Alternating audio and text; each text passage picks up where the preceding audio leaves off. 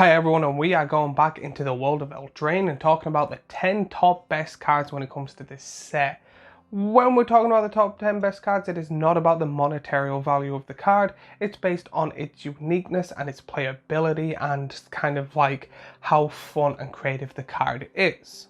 So let's get right into it with number 10, Kofo, Gleeful, Glutton. When it comes to this card, I love it so much. It is underappreciated way too much.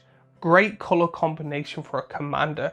This commander can come in cheaper as well and has a really good ability that lets you draw.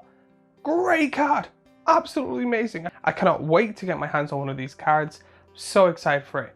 Really good commander with a really unique ability and multiple ways you can play this commander. That's what I love about this card. Number 9, Misleading Signpost. Now 3 mana for a mana rock does seem quite average. However, this comes with a really cool ability that pretty much if someone goes to go to berserk you, you flash this in and pop one of your opponents. Great card with great abilities and an effect that I don't think has actually been done before. Also, one of my favorite things about this card is if you have a counter spell in your hand or an instant you want to play and you're like, do you know what? I'm not going to play it. I'm going to keep this 3 mana up and wait. And depending on if someone has something to counter or not, or if you want to play that instant sorcery, at the end of the other person's turn, you can be like, do you know what? I'm going to have a mana rock to help me on my next turn. Mana rocks with flash, in my opinion, are quite good. Not amazingly good, but being able to play a land for your turn, being able to hold an instant that you might need, wait until the person before your turn ends to then flash it in to make sure that you are up at least a mana is a really good card, and that's without the ability of this card as well.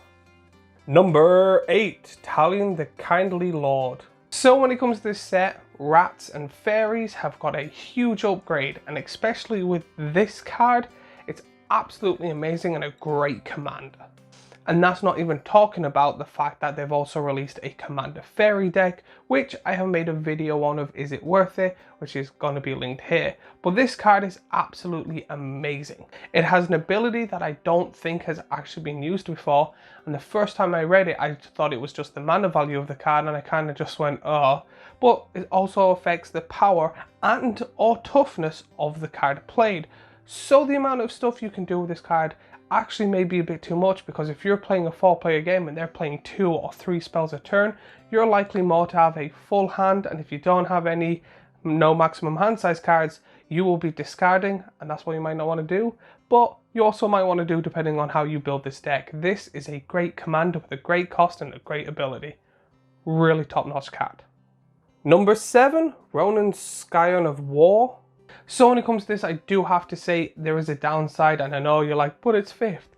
The downside's not on the card itself. Personally, I'm not big a fan with this. 1 Planeswalker per set. I love Planeswalkers, and I don't think that a lot of Planeswalkers should have lost their spark, but this card is a really good ability.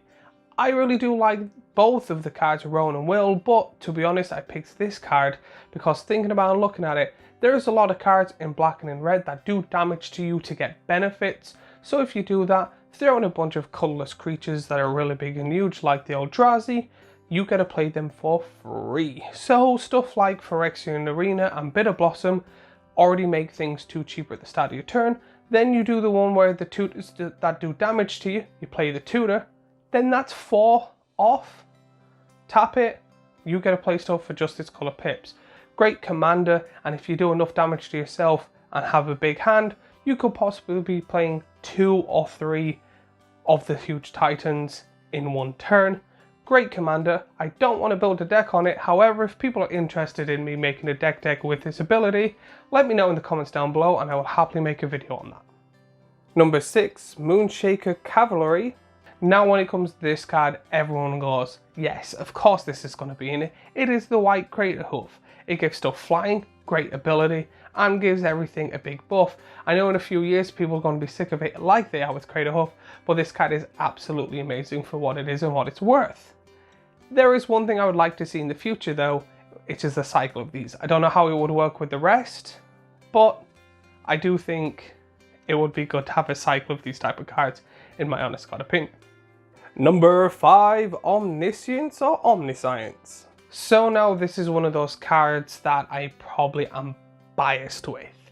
I love this card way too much. I do think the opportunities this represents is absolutely magnificent. The stuff you can do in this, I actually have some of my playgroup be like, you put this in every deck that has blue, and I'm not saying they're wrong. It is pretty much true. Every time I get the chance to do it, I do it. And I love when you play this card and play Enter the Infinite and you literally just go, are we going to do this or shall I just say I've won? Great card. Bit on the heavy mana side, but with the amount of draw you can do with blue, amount of stuff you can do with green or red, it is really worth it when you do get that card in your hand and people don't destroy it. It does suck when people destroy it though. Great card, absolutely love it. Number 4, coming in with a little bite, Bitter Blossom. Now when it comes to this card, a lot of people are like, it makes 1/1 fairies, put it in the fairy deck. To be honest, I think this is worth it in most black decks. Same with Phyrexian Arena. When it comes to this card, you lose 1 life, yes, but it is cheap to play and you get a blocker or an attacker free each turn. But here's the thing that a lot of people kind of don't think of when it comes to this, and a lot of people do, is a lot of black cards require you to sacrifice something. And I find this card, if you have, like, we'll say 3 upwards of sacrifice cards, this card's worth it, mainly because it has an attack and a block. But also, if you want to play that sorcery or instant or creature that requires you to sacrifice something, you have something that you're guaranteed each turn to sack. Great card, especially with stuff like Butcher Malachor and stuff in. Sacrifice the fairy, everyone has sacrificed something. Great card, great people, and I do think this is one of those cards that people do use, but not at its full extent. You know it, you'd love it. Number 3, Heuristic Study. Now we're on the top 3, and in my honest God opinion, it's very difficult to talk about these cards because it's one of those things, in my honest opinion, if you've been playing Magic for over a year, you will see this card and go, yeah, I understand why. This card has been absolutely broken for a long time. It went from a common to a rare, it explains why on the card. No one really pays 1, you get to draw a shit ton. This card is absolutely amazing. Number 2, Smothering Ties. And now with number 2, it is the same as number 1, especially since you have to pay 1 more mana for it. However, with both of those cards on the field, you pretty much get a really big hand size that you get to play all the time. Great card. Absolutely love them, especially working together. And then number 1, the big Bad Swan from downtown, Dublin season. And then, obviously, if you watch my Commander Masters top 10, you know that this is going to be in it. This card is absolutely amazing. The stuff you can do with this card is absolutely unreal. And I don't really want to go on that rant again. So if you've seen this, or if you agree with me on this, go onto my top 10 Commander Master cards because it's same there too. Especially because this comes in a beautiful art. That's the only difference. There's not really much to talk about why it's number 1. It's a great card.